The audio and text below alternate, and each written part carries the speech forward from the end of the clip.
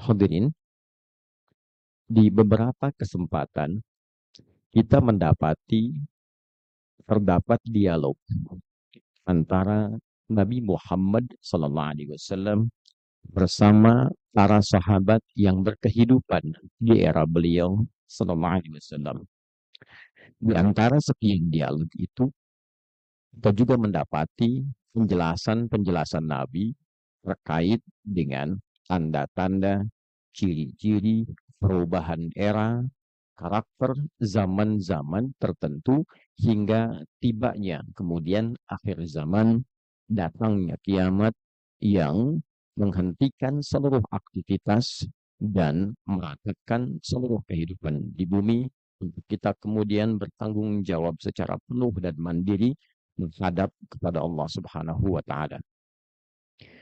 Di antara sekian penjelasan tentang pergantian era, keadaan zaman ditujukan kepada umat beliau sallallahu alaihi wasallam untuk memahami kondisi keadaan saat ia berkehidupan itu.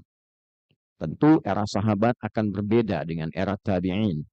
Era tabi'in akan berbeda dengan tabi'ut tabi'in. Demikian kita akan dapati setiap pergantian era yang berbeda-beda karakternya, tidak sama cirinya, punya kekhususan dari tanda-tandanya. Dulu saja kita hidup 10 tahun lalu berbeda dengan sekarang. Dulu yang hidup di era 90-an berbeda dengan 2000-an awal. Yang beraktivitas di 80-an tidak sama dengan sekarang memasuki tahun yang berbeda. Tidak serupa keadaannya. Nabi memberikan gambaran sifat, karakter, tidak menunjuk kepada tahun, tidak menunjuk kepada waktu, tapi memberikan isyarat tanda-tanda tertentu yang bila tanda itu hadir, mestilah menyadari untuk bisa beradaptasi dengan keadaannya, sehingga kita tetap mampu beribadah dengan baik. Dengan dua pola, dua cara saja. Mengerjakan taat, amal soleh, meninggalkan maksiat, amal salah. Namun ada kalanya nanti pahala itu akan bergantung. Ada era di mana amal soleh itu dominan. Semangat dikerjakan pahala banyak. Maksiat kelihatannya tipis. Ada ketidakmampuan setan untuk menggoda manusia walaupun dia tetap aktif menggoda. Karena saking kuatnya iman. Tapi di sisi lain, ada kalanya meninggalkan maksiat, pahalanya menjadi berlipat karena eranya penuh dengan kemaksiatan. Dan menjadi tipis keimanan yang dimiliki oleh beberapa kalangan dari insan yang mengaku dirinya beriman. Di antara tanda itu, kita dapati misalnya dalam beberapa riwayat yang disampaikan oleh para ulama, seperti yang disampaikan di dalam keterangan dari ulama Ibnu Hibban, rahimahullahu ta'ala, dalam nomor hadis 6718 yang sanadnya tersambung kepada sahabat Abu Hurairah Abdurrahman bin Sakhar radhiyallahu taala anhu dari Nabi sallallahu alaihi wasallam. Demikianlah Nabi menyampaikan ada beberapa tanda terkait dengan zaman yang khusus kan sedang ataupun tengah kita hadapi. Nabi sallallahu alaihi wasallam bersabda, "Yushiku alla taquma as-sa'atu hatta yuqbadal ilmu wa tantashara al-fitanu." Dalam riwayat wa tadhhara al-fitanu wa yadhhara al-kadhibu wa yataqarabu az-zaman wa tataqarabu al-aswat. Rawahu Abu Hurairah radhiyallahu taala anhu. Ada hadis yang diriwayatkan dari Imam Ibnu Hibban yang tersambung sanad riwayat utamanya pada sahabat Abu Hurairah Abdurrahman bin Sakhar radhiyallahu taala anhu dari Nabi sallallahu alaihi wasallam. Beliau bersabda, "Yushiku alla taqumas sa'atu." Hampir-hampir kiamat itu belum akan terjadi. Setelah melewati nanti apa ciri-ciri zaman. Jadi ada zaman berganti-ganti, era berubah-ubah. Zaman Nabi saja sudah disebut oleh Al-Quran, itu sudah akhir zaman. Iqtarabatis sa'atu wa insyaqqal qamar. Nabi sudah bertugas disifati oleh Al-Quran, kiamat semakin dekat, bulan sudah terbelah. Sehingga disebutlah Nabi Muhammad Nabi akhir zaman. Kita umatnya umat akhir zaman. Tapi tidak bicara tentang waktu, kapan zamannya berakhir. Karena dalam pandangan Allah, boleh jadi hitungannya berbeda dengan pandangan kita. Yang menurut Allah mungkin 6 hari dalam perjalanan waktu yang kita alami di dunia ini, perbedaannya mungkin bisa 1000 tahun, mungkin bisa 500 tahun, mungkin bisa sekian tahun. Oleh karena itu, ada rumus mengatakan, kalau disebutkan satu tanda dari peristiwa, tidak harus kita mencari waktunya. Tapi rumusnya, lihat tanda itu, dan tanyakan pada diri kita, di manakah kita hidup yang berkaitan dengan tanda-tanda itu. Sehingga dengan demikian kita mengerti kita hidup di zaman apa. Kita hidup di era apa, bagaimana beramal soleh di era itu, dan bagaimana meninggalkan amal salah di saat itu. Maka dari sekian pergantian era itu, nanti yang ujungnya itu kiamat, ada tanda khusus. 5 tanda. Ada 5 ciri yang terjadi pada satu zaman. Bila tanda itu nanti sudah muncul 5-5-nya, maka menunjukkan zaman khusus, era yang khusus, sampai nanti tiba ke zaman-zaman berikutnya, dan muncullah kemudian kiamat. 5 tanda itu, 1, hatta yuqdadal ilmu. Sampai 1, ilmu mulai dicabut. Tafsir ilmu dicabut ini bukan ilmunya hilang. Tafsirnya hilang, hadisnya hilang, ilmu qiraat hilang. Tidak demikian. Dalam hadis lain disebutkan, dan fokuslah pada penyebutan hadis ini, karena disinilah tugas kita kemudian ditantang, di-challenge oleh hadis, oleh Nabi SAW untuk mengatasi problem dimaksud. Innallaha la yaqbidul ilma intiza'an yantazi'uhu minal ibad, walakin yantazi'uhu biqabdil ulama, hatta idza lam yabqa 'alimun aw fi riwayatin lam yubqi 'aliman ittakhadha an-nasu ru'usan juhala fasa'alu fa'aftau fadallu wa adallu. Allah itu, kata Nabi, tidak akan mencabut ilmu sekaligus ilmunya hilang. Tapi akan memulai dengan mewafatkan satu persatu para pakar, para ulamanya. Sampai ketika pakarnya satu demi satu meninggal dunia, tidak tersisa pakar lagi, maka muncullah orang bodoh. Orang yang tidak punya ilmu, orang yang tidak menguasai solusi untuk menyelesaikan masalah, tiba-tiba tampil. Dan celakanya ada pengikutnya. Dijadikan rujukan, bertanyalah kepadanya, maka ia memberikan fatwa, fatwanya keliru, dan orang-orang pun menjadi sering keliru. Dalam bahasa yang lebih vokal, sesat dan menyesatkan. Hadirin, ada 2 pemahaman di sini. Pemahaman yang pertama, ulama meninggal. Selesai. Habis semua. Tidak ada ulama lagi. Maka jika sekarang kita masih memiliki ulama-ulama yang otoritatif, punya otoritas, punya kemampuan, punya kepakaran di bidang agama, maka jagalah ulama itu. Karena akan tiba masanya, satu-satu akan hilang. Bagaimana menjaganya? Dengan mendoakannya. Dengan menjaga dalam kajian-kajiannya. Dengan melestarikan ajaran-ajarannya. Kemudian juga dengan menyiapkan ulama-ulama baru untuk meneruskan risalahnya. Baik membangun sekolah dengan formal. Adik-adik belajar dengan serius. Supaya menjadi ulama-ulama yang lebih hebat berikutnya. Maka tafsir yang pertama, jika kita sudah mulai mendapati berkurang 1, 2, 3, ini tanda-tanda lampu kuning bagi kita. Akan munculnya nanti orang-orang tidak jelas.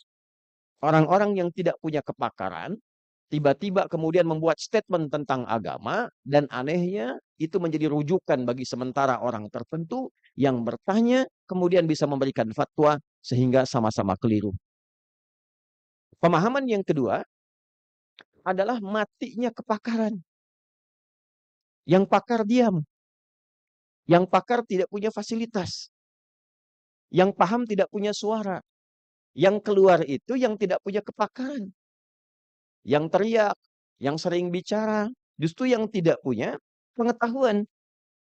Sehingga dengan diamnya yang pakar ini, dengan tidak keluarnya statement yang memahami ini, di berbagai aspek kehidupan. Bukan hanya agama saja. Di bidang ekonomi, ahli ekonominya diam.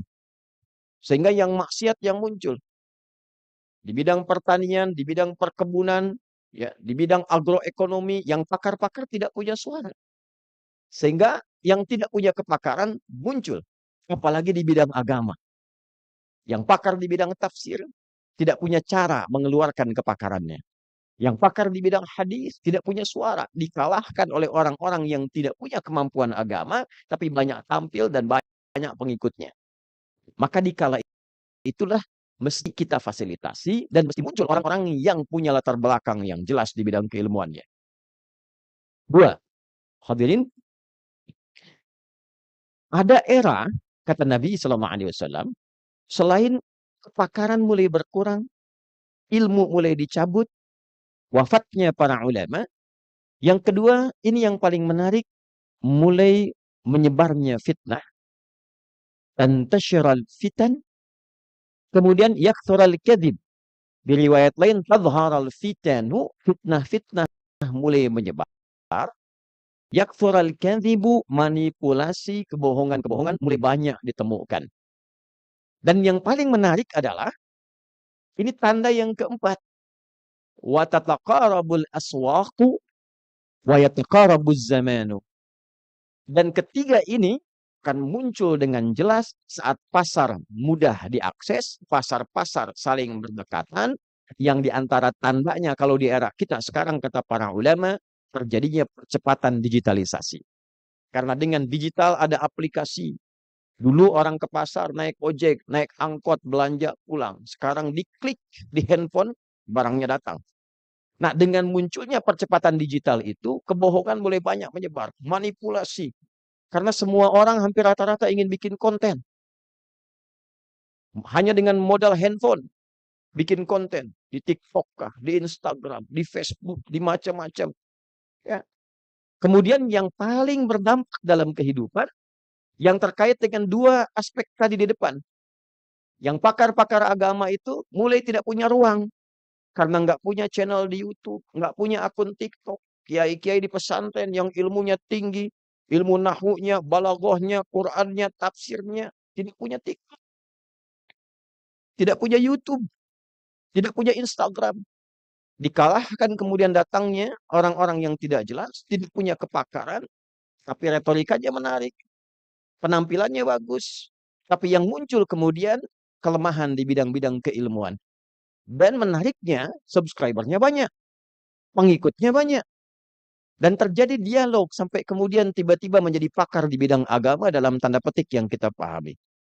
Nah, kemudian fenomena selanjutnya apa? Di luar bidang agama pun menyebar manipulasi, menyebar kebohongan. Semua orang bisa bicara tanpa kita bisa bedakan ini yang benar yang mana, yang salah yang mana. Sekarang ada artificial intelligence, AI. Orangnya bisa digambarkan, suaranya dimilip-milipkan gelombangnya. Orang tidak pernah bicara itu tiba-tiba ada tampilannya. Tiba-tiba ada iklan, tiba-tiba ada jualan. Ustadznya, kiainya tak pernah bicara, suaranya ditiru, diambil frekuensinya, tiba-tiba kemudian bisa jualan produk tertentu. Bisa endorse kegiatan tertentu. Yakthural kadhibu, semakin banyak kedustaan, kebohongan, manipulasi terjadi, kemudian taharal fitanu, fitnah pun semakin merebak. Wa yataqarabuz zamanu, dan waktu semakin terasa cepat. Kemarin kayaknya baru sehari, ternyata sudah setahun. Adik-adik yang kelas 6 sekarang, rasanya baru kemarin masuk kelas 1. Yang kelas 5 rasanya baru kemarin TK. Sekarang sudah kelas 5 lagi. Kelas 6 sudah mau masuk SMP. Yang kemarin merasa muda, sekarang ternyata sudah punya cucu 2. Rasanya dalam hadis, setahun seperti sebulan, sebulan seperti sepekan, sepekan seperti 1 hari, sehari seperti cepat berlalu. Itu dalam hadis sahih yang bisa kita temukan. Jika itu terjadi pada era kita sekarang, maka yang penting kita sadari, satu, berarti kita punya nabi yang benar.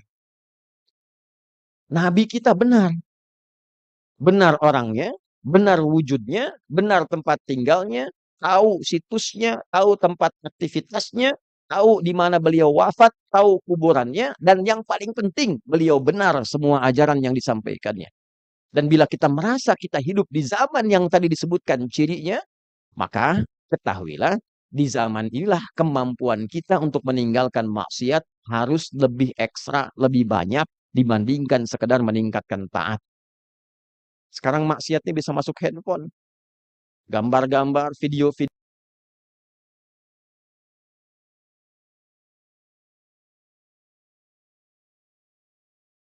Mencuri sekarang sudah bisa disaksikan sendiri karena ditampilkan. Dulu adegan-adegan penangkapan, pencurian, rekayasa-rekayasa untuk orang-orang yang berbuat buruk itu nggak bisa kita akses karena gelar perkaranya tertutup. Sekarang bisa terbuka. Cara mencuri motor itu bisa ada tutorialnya. Cara ini, cara itu bisa muncul semua sehingga tanpa sadar setiap orang bisa belajar. Dulu orang judi itu onsite, orang bilangnya offline. Sekarang sudah online.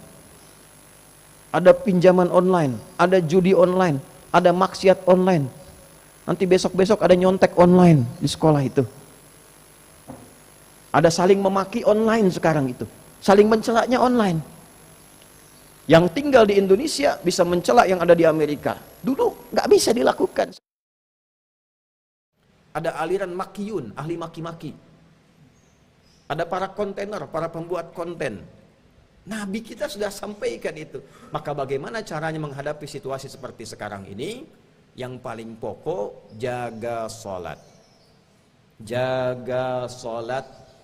Karena sholatlah satu-satunya ibadah yang Allah siapkan untuk membuat pertahanan langsung dari tubuh kita supaya kita bisa meninggalkan maksiat. Inna sholata tanha 'anil fahsya wal munkar. Sungguh salat yang ditunaikan dengan benar itu yang mampu mencegah diri kita, membuat perlindungan pada tubuh kita dari serangan perbuatan-perbuatan fahsya dan perbuatan mungkar. Fahsya perbuatan maksiat yang bersumber dari nafsu faraj, zina, pornografi, porno aksi, LGBT itu fahsya. Mungkar, keburukan yang diingkari hati, sumbernya nafsu perut dan akal.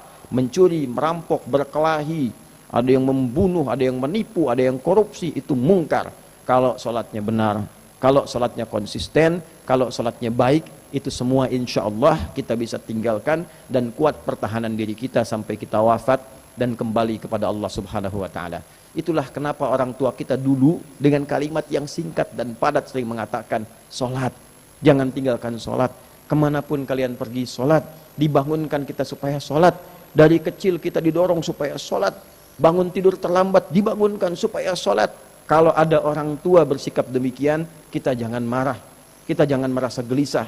Itu tandanya orang tua ingin kita dekat dengan Allah supaya kita kuat, supaya kita jadi orang benar, jadi orang soleh dan sukses di masa depannya.